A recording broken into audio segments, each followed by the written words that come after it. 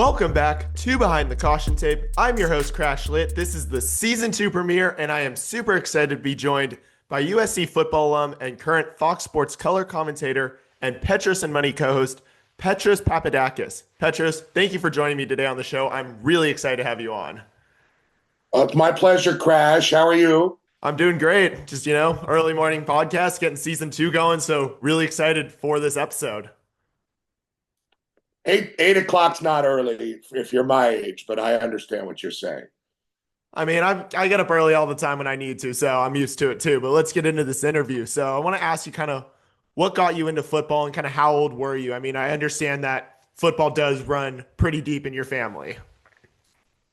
Yeah, football was a big part, of our identity growing up. My father was a football player, and I think he got away a little bit from the sport when he opened his restaurant. He coached a little bit at Cal after he played at USC. And but when we got a little bit older, he has two boys that were born first, my older brother and me. Tasso, who played at USC also, uh, he pretty much, got us ready to be football players. So we started playing, tackle football when we were 9 years old, and it just kind of went from there. And it was just a huge part of how we defined ourselves growing up, I guess. And I don't know if that's good or bad, but it's led to a long career in the sport for me, which has been a little bit to me unlikely, but also gratifying. So then what just made you stay with football growing up, even when, things got tough? You may have not been seeing, the playing time you might have liked. Well, I mean, I got hurt my junior year and didn't play that much, but my senior year I started playing running back, which I hadn't done, and from that moment on, things kind of changed. I became a recruited athlete, which I wasn't, really. Back then, you could get kind of recognized in your senior year and still get a scholarship. That might not happen anymore, but I was kind of on people's maps because my older brother was already at USC on a scholarship. So I ended up signing with Cal, and even though USC offered me a scholarship to play defense, I ended up signing with Cal and then transferring, which didn't happen that much back in those days. But yeah, I had a kind of a bumpy ride to get to actually playing at USC on the field. So there's always a lot, I think, between a guy and playing on the field. Uh, Whether that's, not being ready talent wise, uh, grades, a girlfriend, you know, uh, personal problems. Some of the best football players I've ever seen, you know, we've never really heard of because, they don't make it. So, I had struggles just like everybody else. And I did find myself playing a little bit uh, at USC running the ball, which was pretty wild. But yeah, there was a lot of ups and downs. But what made me stick with it was that I didn't really have any other. That was really the only reason anybody thought I was interesting. It was because I was a football player. So yeah, it's not an easy thing, to be young, like 22, 20 years old, and being in a place like USC, and everybody's, in your mind, everybody's having a great time. I would sit in class and say, oh, wow, these guys are going to go and drink a 12er and make out with their hot sorority girlfriend, and I'm going to go and get my head beat in by, my teammates for hours. Uh, and, that was our identity. And so, yeah, there was a lot of ups and downs. And I guess what kept me going was that was pretty much, my identity. That's who I was. I do want to now ask you about you started at Cal and then you ultimately decided to hitchhike back home to LA. Like, Can you talk about that? That's not a true story. I hitchhiked to the airport. Okay. What about it? I was just like, what made you decide to like hitchhike back Well, home I pretty was much? obviously, not doing well emotionally, and like a lot of young people, I just just short circuited. Did not do well in that situation. I'm still ashamed about it. Uh, that I signed the scholarship and didn't honor it. I still really like being up at Berkeley, and I've always supported them over the years and calling games for years and seeing different things up there too over the years have kind of changed my perspective. But yeah, when I was young, I was really stupid and made a bad decision to probably sign there and then to leave. But I've uh, tried to learn from it, I guess. But yeah, I just left. I fucked up. And then you ultimately decided to come to USC where you have deep family ties. Was that kind of a big factor in that and just deciding to enroll there? Well, at that point, Crash, that was the only place that would take me. I screwed up pretty bad at Cal, and I'd been playing okay there, and everybody knew how badly I screwed up. But my brother was at USC. My dad had played at USC. We knew John Robinson pretty well, and he took me on, and it just kind of went from there. But it wasn't like after I left Cal, everybody was blowing me up trying to get me to come and play for them. Maybe a couple junior colleges, but that was it. Basically, it was kind of a last. Even though it was USC, it was sort of a last chance use situation for me. Gotcha. And then you obviously got to play a bit, but what did you learn about yourself from your foot injury in 1999? Well, I mean, to be honest, it crippled me. I've never been the same. I've lived longer now with the bad foot, and I mean, I should give people's perspective.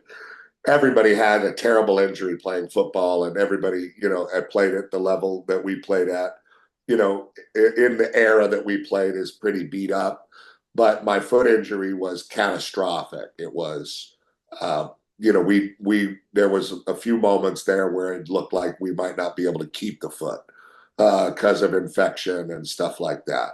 So it was, about as dramatic of a thing that you can imagine. If you're 22 years old and you feel like you can jump over a car and take on the world, and then the next thing happens, you don't walk for 8 months or something, and multiple surgeries and infections, and had to learn to hook up a PICC line IV three times a day every 8 hours, and put in IV antibiotics for months. It changed my whole life, changed my health, changed uh, my courage to do different things. I was probably a lot more fun before my leg broke. I played 1 year on the bad leg, and struggled. Took a shot in the bottom of my foot before every game. I think I scored like 8 touchdowns on what was not a good team. But that was, I wanted to conquer the injury in that way. And I did to a certain degree. I don't know what it did for me, but I walked off instead of being carted off, which is what I wanted.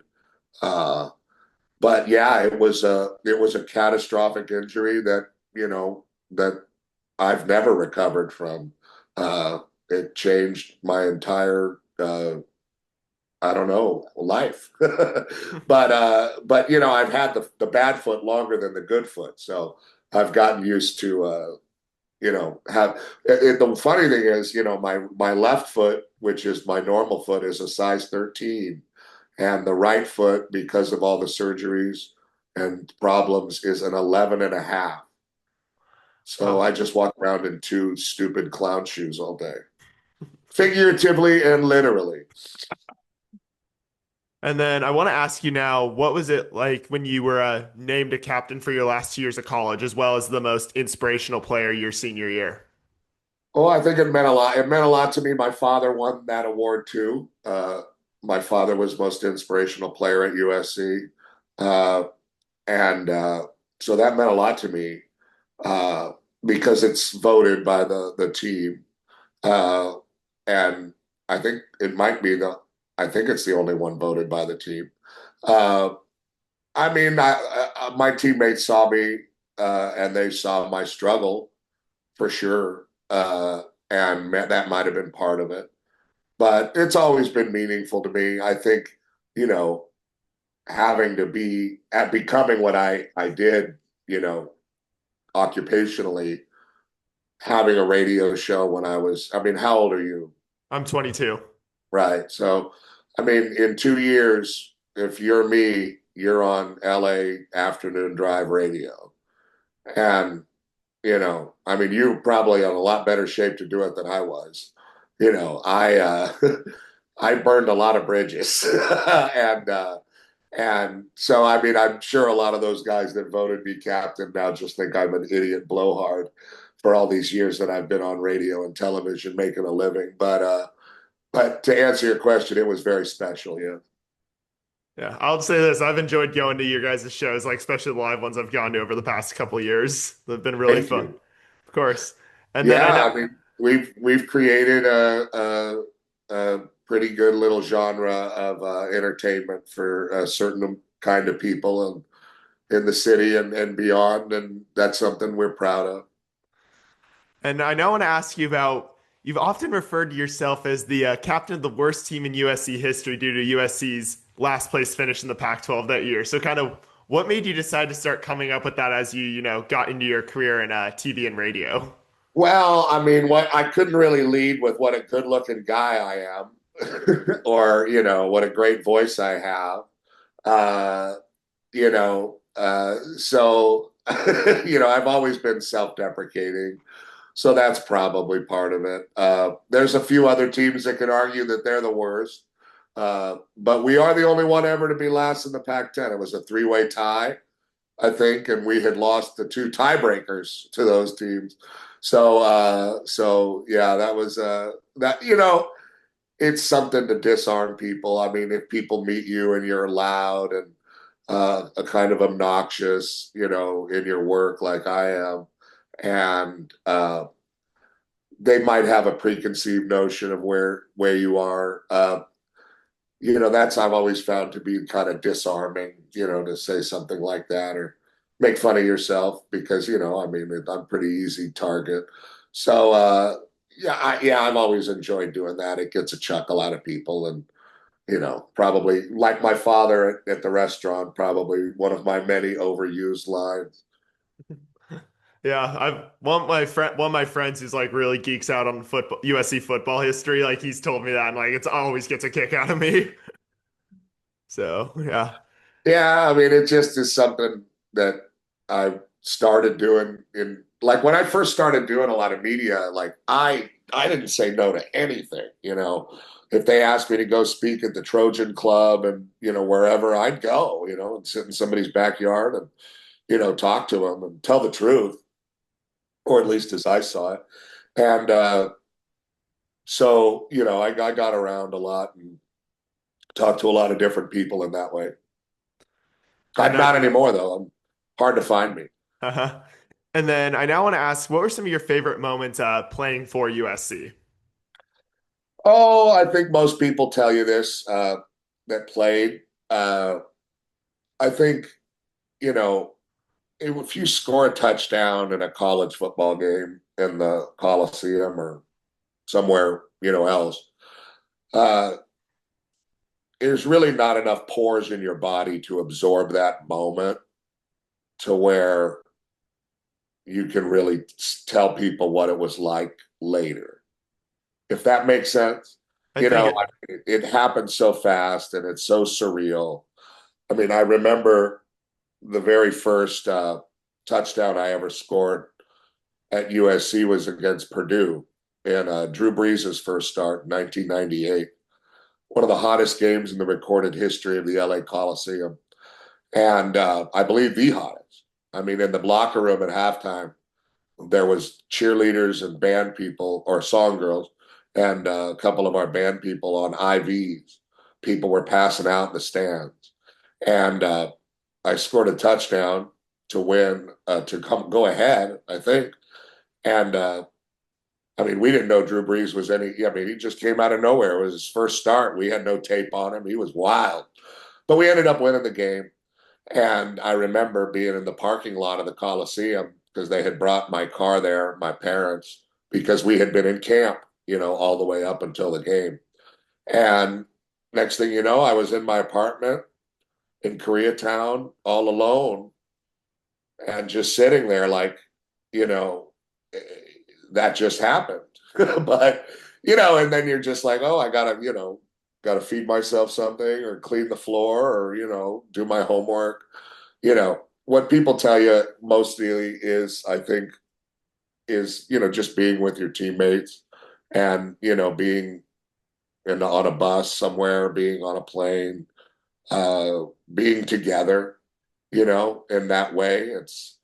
It's a little bit like high school in a much, smaller, kind of box where all these people that you're with, you're only going to be with in this period of time, and it's got a finite ending, and it's over. So you kind of remember that. I remember, the guys and the relationships, more than the actual. I remember all the games and what happened in the games and the circumstance of the games, at least, in my memory.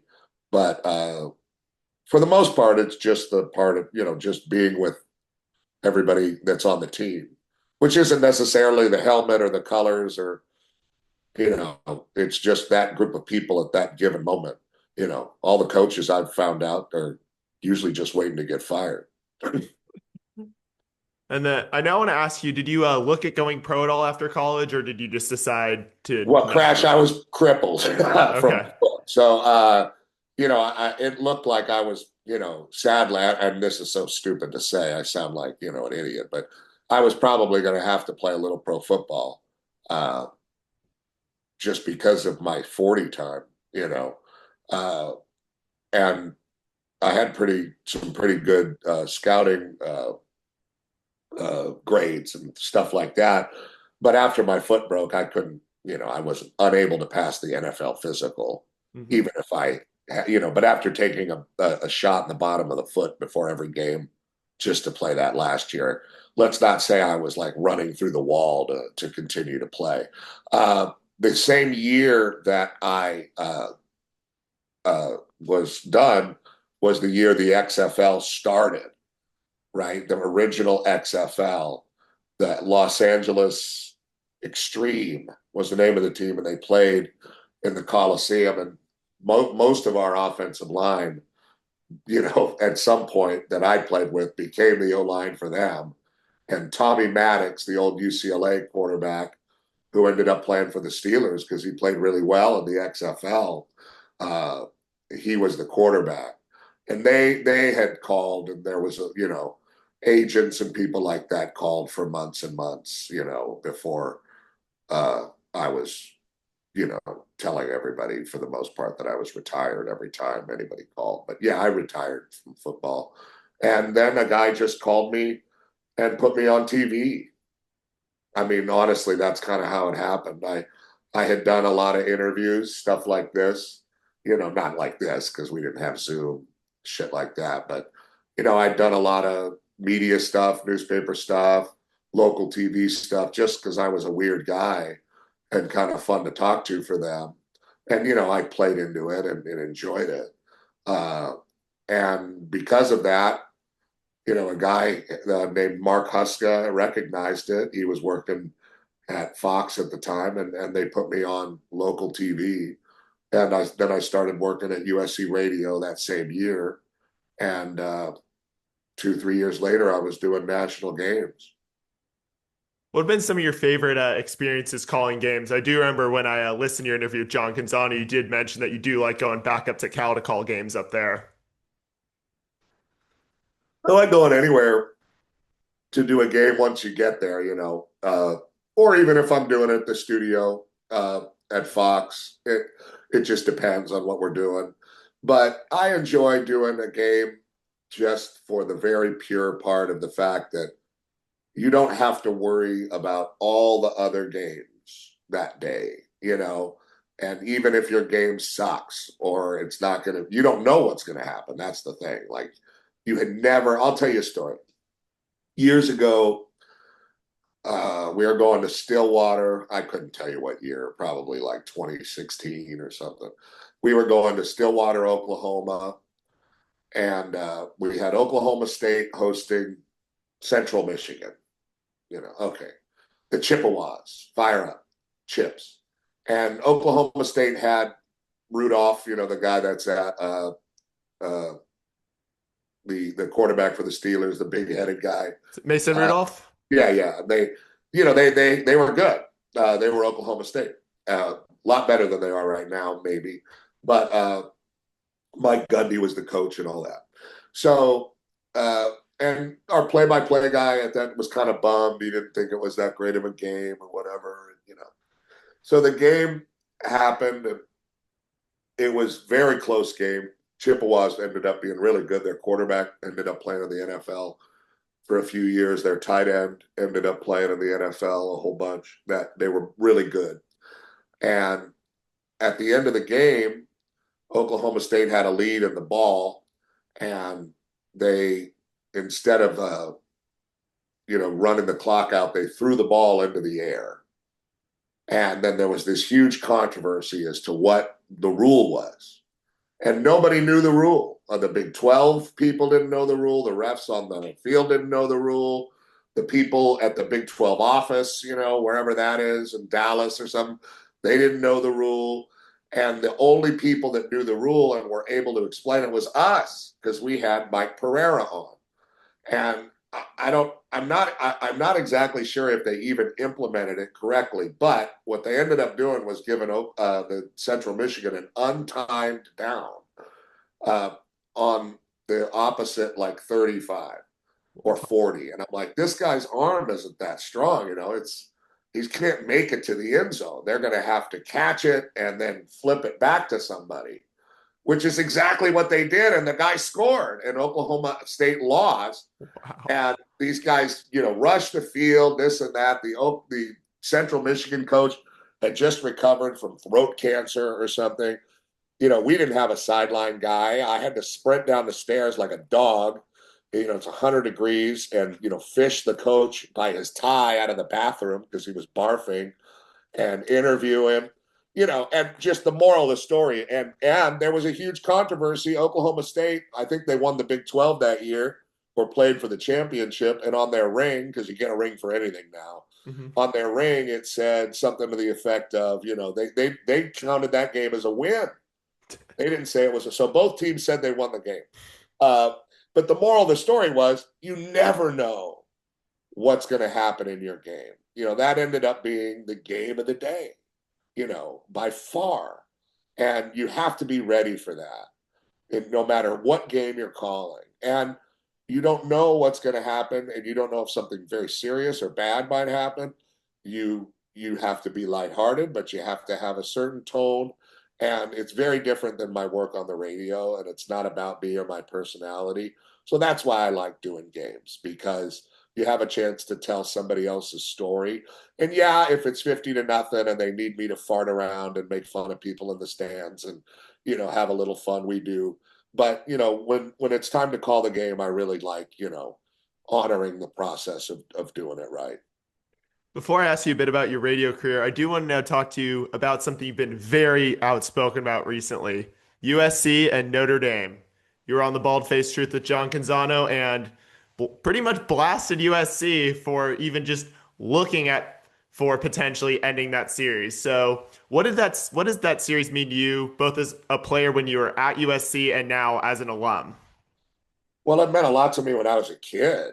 You know, USC had not beaten Notre Dame most of my childhood until, you know, I was in high school. I mean, when I was a USC recruit, I remember being in the stands and they tied on a really cold November night, I think in 1994. And yeah. So, I mean, the game meant everything to me. And my father was my dad had like a 15 tackle game or something against Notre Dame and was on their all opponents team, which they used to have. So, yeah, I was like, to me, it was the most special game we played in. I know my teammates felt the same way. If you've ever been to South Bend and been in the tunnel there and run out with the USC uniform on, I mean, that's why you signed with USC. And to me, that's why guys would go to Notre Dame for the opposite. And, to take that away from or even to threaten to take that away from a generation of USC football players, to me, it's like, why even wear the uniform then? Fuck, change the colors. I mean, change the name because then we're not the same. It's like the Dodgers not playing the Giants. It doesn't make sense. If a world war couldn't stop that rivalry, I God help me if Lincoln Riley's able to, because that's what it is. It is a Lincoln Riley thing, and who cares? I mean, the coach at USC is going to come and go, and the same at Notre Dame. Even Newt Rockne, uh, who started the freaking rivalry with Howard Jones. So to me it's an insult that there's even a conversation. I got to be honest, and when I talk about it, it makes me angry. And really, I think most people would consider me pretty dispassionate about and disillusioned or whatever, apathetic about USC football. I don't give any money to any collective. I don't, I support Jen Cohen. I know her well from her time at Washington, and I think she's the first real administrator that the school's ever had. But I think if they don't hire a president that's going to work with her directly, then they're still going to be, struggling in the modern era. Uh, but I support her. I wish she would come out and say, this is the dumbest thing I've ever heard. Of course, we're playing Notre Dame. But I think it would be, cross Lincoln and whatever he's got going on. There's a reason that some associate AD that nobody had ever heard of was the person quoted in the Pat 40 article, because Jen doesn't want to touch it right now. I don't think, in a real world, I don't think that USC Notre Dame will go away. But it's an insult to me that it's even been discussed. And the point I made on Johnny Can's show, and anybody else will listen, if you can't beat Maryland or Minnesota, the hell does it matter if you play Notre Dame or not? Shut up, play the game. Everybody else it makes you better if you win it. If you lose, it's more. It's better on your resume to lose a Notre Dame game than to beat Missouri State by 60. It's asinine, and it speaks to the softness of Lincoln Riley's mentality, and that he doesn't understand the place or the tradition of the place. Yeah, definitely. I mean, I've seen that, especially the first game I went to my sophomore year between USC and Notre Dame, the Coliseum. I just remember how exciting, how fun that game was 2 years ago. And then even this year, if I can make it work, I want to go to South Bend for sure. You should go. I mean, if you can make it work, go. It's not like for the trip itself for the fans, because as a player, you just don't live that life. But I mean, I've never been to a tailgate in my life. I haven't sat in the stands in a football game, you know, since I was a child. So it's a different life for people like me, I guess. Not as fun. But one year I was working for USC, and I let the plane go home, and I went back to Chicago. And that's where the fun is. But the game, because of the TV schedule, it's not like the game ends at or starts at 4 or something. You're never getting back to Chicago. Everybody's going to be asleep. But when the game used to kick off at 1, you get back to Chicago about 7, 8 o'clock. That was a lot of fun. That was because Chicago's awesome. And you drive into South Bend, and then you drive out and hang out in Chicago, because there ain't nothing in South Bend but that dome and that stadium. Gotcha. I now want to ask you about just looking at USC's 2025 season. What do you think the key for success to this team is? I don't know. I hope they continue to develop the quarterback. I heard they have a deep running back room. They had a great running back last year that they didn't want to use. The best player on their offense was a running back, and he was the most underutilized weapon they had, which would have helped out their defense and so on and so forth. I thought USC football was fixed when I watched that LSU game. I really did. And then they just kind of, Lincoln sort of reverted back to who he is at USC. And it was obvious. Uh, I don't know. I think if they had big expectations for this year, we wouldn't be hearing so much about a recruiting class a year from now that may or may not come. I mean, we're counting on the word of a bunch of 17-year-old kids that are going to come and save USC in 2026 in the transfer portal era, where everybody just reloads with veterans. Uh, I think USC football is in a dark place, uh, and it's unfortunate. I don't blame the move to the Big Ten. I think that it was something that had to happen monetarily to continue to compete. If you're going to call yourself a blue blood, it's something they had to do because of the mismanagement of the Pac-12, which I love the Pac-12, but it was grossly mismanaged for over a decade. So I understand why that happened. I saw it happen in real time. I was there, but and they did what they could. They paid $90 million to get a big time head coach, but it feels like a miss at this point because there's just not much to look forward to. I don't think. We'll see what happens on the field. And then a Yes, couple. well, yeah, that's true, and I've seen Lincoln have a lot of success, uh, but really, to be honest, that was at Oklahoma, where the president of the university and the AD and the entire town and the whole coach, they were all there lifting him up. And right now, USC is not that job. They need more of a real, a guy that's not been like Lincoln has been.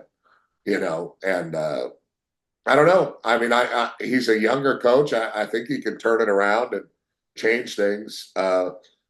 But unless they're going to develop the offensive and defensive line and really dedicate themselves to that, which is what sets USC apart generationally and makes them the championship level teams over the years, different coaches have done it. If Lincoln doesn't start doing it, then I don't see much change.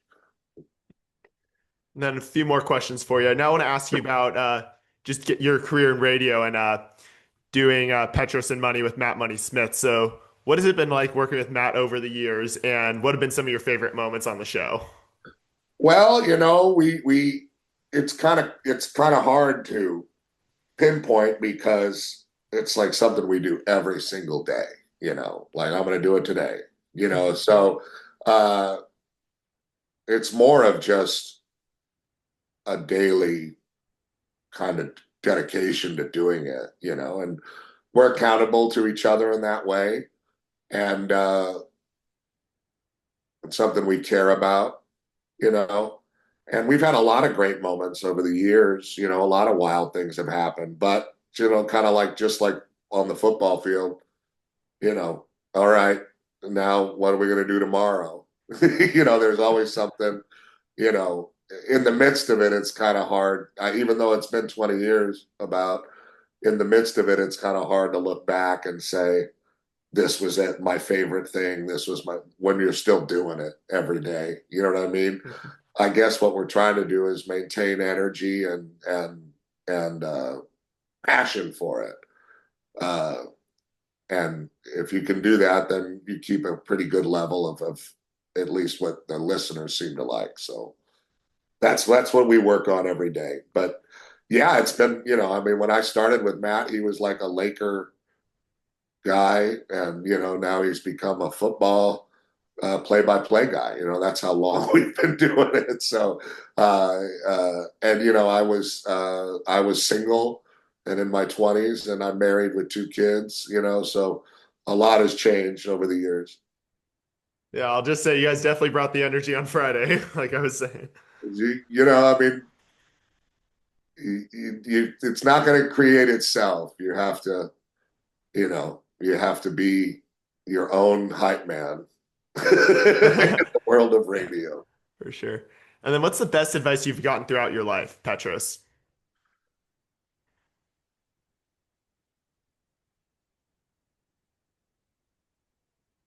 I mean, I guess the best advice is, to quiet the voices, kind of the repetitive thought that's in my head, and let kind of a deeper voice that has more integrity, or maybe the voice of God or Jesus if you're religious, or just something. Allow yourself to hear positive things to help forward. Don't let yourself be bogged down by negative thoughts, because I struggle with that. And that's good advice. I wish I could take it more, but yeah, just to try to kind of push forward in a positive way. Don't let your self doubt and your limitations, and I have many, uh, take you down. All right, my final question for you, Petros, is what's the best advice to anyone who wants to play college football and or, do radio or TV like you've done? Well, it's changed a lot since I was younger. College football itself is, I mean, if I was playing back then, my God, or now we'd get paid, and well, I mean, we'd never make it. Most of my teammates, in the modern world with cell phones and being recorded, most of us would have been disqualified from playing football. It was a different brand of person, let's just say, that was playing football in those days. Everybody's a lot more buttoned up now, it seems. So, I mean, the kids that play college football now and thrive in college football now, they have a lot more together than we did. So I'd hate to try to give them advice, other than the fact of, I do yoga. If I could play football over again, I would learn to practice yoga when I was younger. And I think I would have been a much better player in person. Uh, but as far as the media goes, my advice to people that are trying to get involved in sports media is always the same. Don't. Uh, Usually people that want to get involved in sports media are way too smart and innovative and nice to actually do the job. uh, but you know what I mean. It's a hard job. It's a hard thing to break into, because you know it, they want you to act a certain way. Like they say, this is how they basically train you to be fake, and then they tell you to be yourself after they've trained you to be fake. You know, but there's a flip side of that coin. You might say, like, why would you hire Petros? He's crazy. Okay, well, I hired him because he's crazy, right? And then it's like, well, why'd you fire Petros? Well, he's crazy. You know what I mean? So it's a bit of a catch-22. And, the one thing about sports media, or any kind of media, music, anything, you know, uh, any kind of form of entertainment, or, what's the fancy word for it? Engagement, farming. Uh, all of it is subjective, right? I mean, there's a structural way to do it. You can tell if something's produced well and this or that, but, you know, one guy's favorite announcer is another guy's least favorite announcer, and there's nothing anybody can do about it. So, you're basically trying to win a popularity contest in a room full of assholes. Uh, and so my advice is always to do something better with your life and more productive. But if you got to do it, you have to be relentless, and, you have to probably say and do things that make you uncomfortable. When I first started in the media, I felt like such a fraud. I felt like a football player impersonating like what I thought a media guy should be like. And now it's kind of vice versa. I'm like a media guy trying to sort of remember what it was like to be a football player. So, after a while, there's a bit of a transition. All right, Petros Papadakis, thank you so much for joining us here on the season 2 premiere of Behind the Caution Tape. It was an absolute honor to talk to you and just hear your thoughts. That's going to do it for us here. Thank you again to Petros. Be sure to like, comment, follow, subscribe on the podcast, and I'll see you all soon. Fight on. Fight on, Crash.